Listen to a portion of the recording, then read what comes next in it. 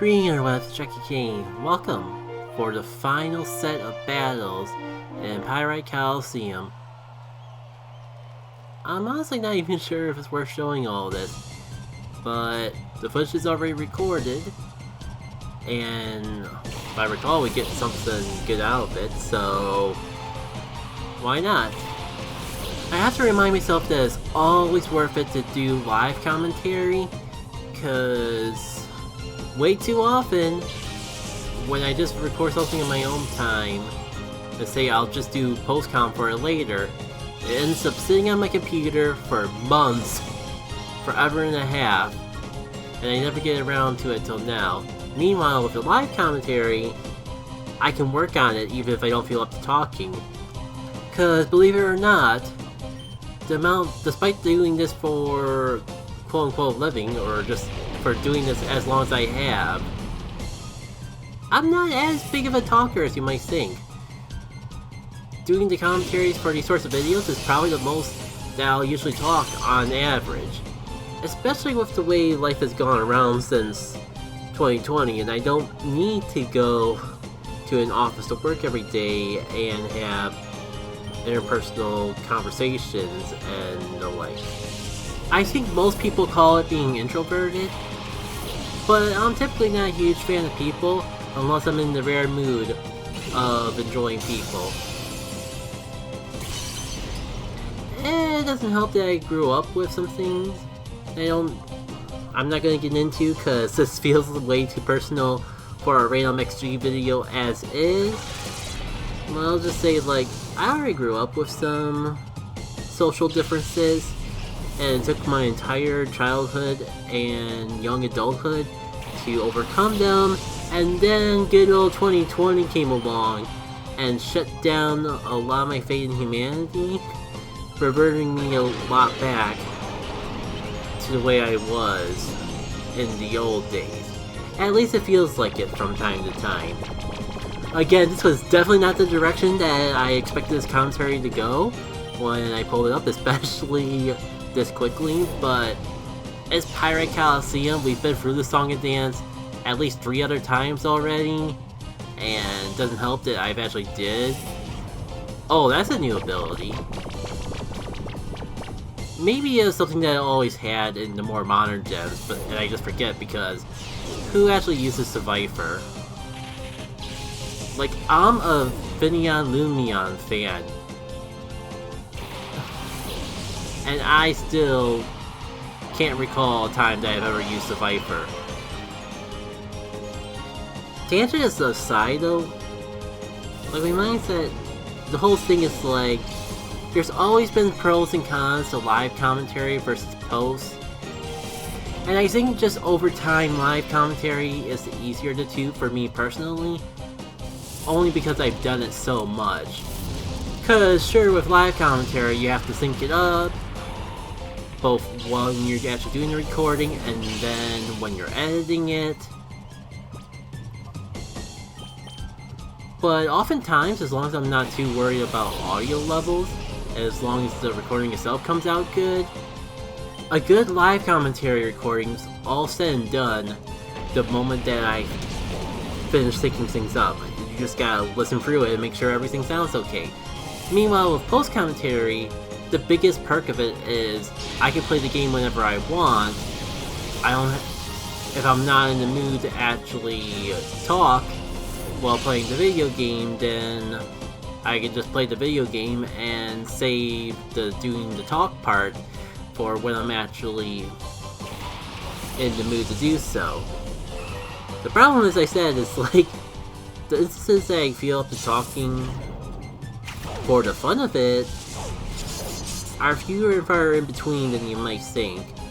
It's probably a good chunk of the reason why it's so hard for me to consistently stream, because I'm not always feeling up to just shooting the breeze for no apparent reason every week.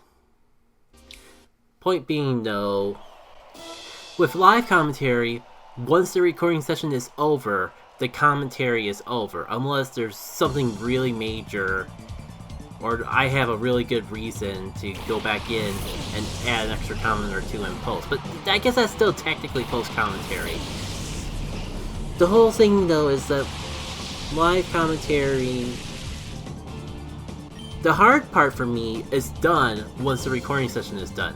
With post commentary, I have to, not only do I have to find a good opportunity to actually sit down and do commentary when I could just be playing the game and doing commentary instead, but I've noticed that I get a lot more caught up on trying to be a perfectionist in my commentary whenever I'm doing post rather than when I'm doing live. I guess with the live, the big perk is it's okay if not everything is perfect, because I can just cut around certain things. But with post commentary, the editing's usually done in advance, so all the gameplay's already set, and I'm not going to be adjusting things after I already recorded the commentary. So it puts a little more pressure on me to get everything right the first time, and I'm much more tempted to just stop the commentary in the middle of commentating to either go back and cut out something I said or redo a take if I feel like I'm stuttering too much or something like that. I've already done that like 3 times in this past 6 minutes. Actually, make that 4 right now. Breaking the immersion. I'm already redoing what I was just saying. Point being, there's been a lot of temptation to stop the recording and redo it as I speak. And then there's other instances like right now where I have to stop the recording because I run out of things to say, and I need to give a moment for my brain to catch up with the words I want to say. It's not even that, or just a whole matter of me running out of stuff to say and it taking like half a minute or more to think of something else to say, and I figured instead of having a pause, I would just pause the recording on the post commentary and resume when I got something more to say. Like, what do I even say now? I kind of was banking on the whole live commentary versus post commentary discussion to carry me throughout this entire video, and we're not even like halfway through it yet. I guess right now, by technicality, we are. Since this is going to be the most random my commentary's ever been, due to having so many recording sessions so close by and trying to avoid being redundant with the information, I guess this is as good as time as any to bring a random shower thought, for lack of a better term. It's a thought that's been pondering in my mind for at least a few weeks now. But I'm just kind of wondering what the fate of the public domain is going to be going forward. For the longest time, I was just really burnt out by the mere concept of that terrible Winnie the Pooh horror movie that came out shortly after it was announced that Winnie the Pooh went into the public domain. So ever since, my brain's been scrambling to come up with reasons why the public domain even matters in the first place. And it feels kind of shallow, especially in hindsight, because there's definitely stuff that's come around. This is what I've come up with, but I'd love to hear you, if anyone's actually bothering to watch this random Pokémon XG video that has absolutely nothing interesting for all but the most die-hard Pokémon XD fans that want to see every nuke and panty. Why did I say that? I think I meant to say nook and cranny. Somehow we got into the P words, and now I'm wondering if I should cut it at all, but screw it. If I try to cut and like I was saying before, if I cut and re-record every time I say don't like the commentary, we'd be stuck on this 15-minute video for at least 45 minutes. I've had post-commentary sessions that have been double the length of the video itself, merely because of stuff like that. My point being is, like, I feel like if I actually want people, this is one of the few times I actually want people to answer a question that I have while I'm talking. At least, this is the question I want answered the most out of everything I said in the video up to this point.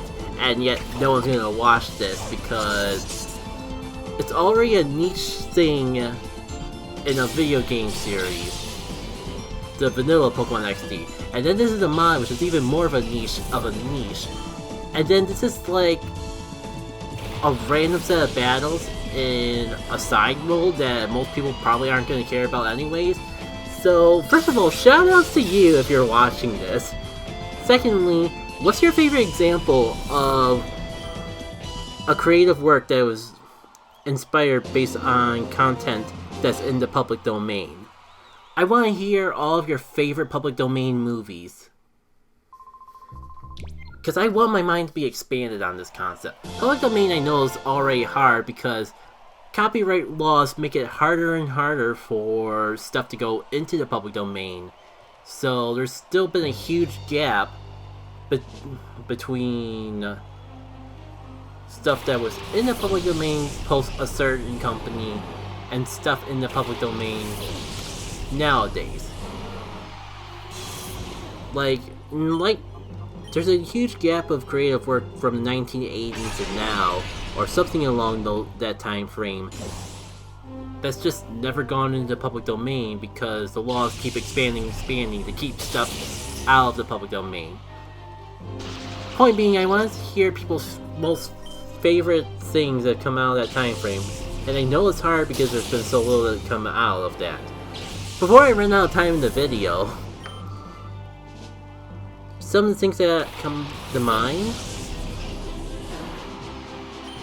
basically anything that ties to a fairy tale, for one. And the first thing that came to mind was Hoodwink. It's like a detective parody using fairy tale creatures. I guess, wow. I guess like Shrek kind of gets away with it. I guess I wasn't even counting Shrek because Shrek is practically a parody on Disney in and of itself. But yeah, like the first two things that came to mind after like weeks of brainstorming trying to figure it out myself was Hoodwink and a really old Sherlock Holmes cartoon series. I think it's like called Sherlock Holmes in the 21st Century, or at least that's like 90% of the theme song or something. Yeah. And unlocking that memory reminds me, now I want to just try to see more of that old Sherlock Holmes animated movie, or TV show, because I remember as a kid seeing it once. Maybe I didn't even see anything besides the opening animation, like the opening song. I'm blanking out on the words. My god, can I remember anything today? All I know is that the little I remember of that was incredibly fascinating. Now that I'm older, so now I kind of want to see what the heck that sci-fi Sherlock Holmes TV series was all about. Like Sherlock Holmes got froze somehow and was reanimated into the future, which is how he ended up in the future in the first place. Kind of Duck Dodgers style, and I'm sure that's not even the first example of it. And then like Watson was a cyborg, and there was a girl. I don't remember anything about the girl besides that she was a girl. I can't even remember if she was like part of the trio of Sherlock Holmes and Watson, if she was a separate antagonist or what. But now I want to know more about this dang cartoon. I didn't even get into talking about the discussion I had on Discord about this and all the memories I unlocked from that conversation and new things I learned about along the way. Shoot, now I gotta have this conversation about public domain stuff again, because I didn't even get through half of it. Oh, I knew there was a reason I left this video. I knew there was a reason that this recording existed in the first place. So, last set of battles, you get an Evilite, which I think is worth it. And just to show that I've done every single Colosseum battle at this point, we go through it one more time. Don't worry, I cut it out eventually. Yeah, I guess I just leave this part in the show, assuming that you're bold enough to even remember. That was the same dialogue, the very first battle that we had in this lineup of Colosseum battles. So, the trainers are repeating. That's evidence in of itself. And if I'm willing to cut away, in let's say 3, 2, 1, we come out here, and all we get is money. There's no reason to repeat the Colosseums outside of money, because you're not going to get any more special items out of it. So thank you all for tuning in for this edition of Pokemon XG, aka the episode where I go on the most insane tangents that I've ever had in commentary in probably at least half a decade. And ended up disappointed that I didn't get a chance to finish my thoughts when I went into the commentary, thinking that I wouldn't be able to have enough thoughts to last me 15 minutes in the first place. Making sure that I use the right term, the one that means 10 years, not the one that means 100 years. Be sure to leave your favorite public domain inspired movies and TV shows, and I guess video games. Movies and TV shows come to mind because I'm less familiar with those, but any media that's made possible thanks to the public domain I'd love to learn more about. And maybe those comments will be enough to remind me to get back into this rabbit hole of a topic in an actual Pokemon XG episode, because I got a feeling that I could probably make a whole episode just of that in of itself. But I don't want to take up your ear any longer. You already showed a lot of patience sitting through this video, as pointless as it is, just to show off a single Evilite. But I'll see y'all later. Take care.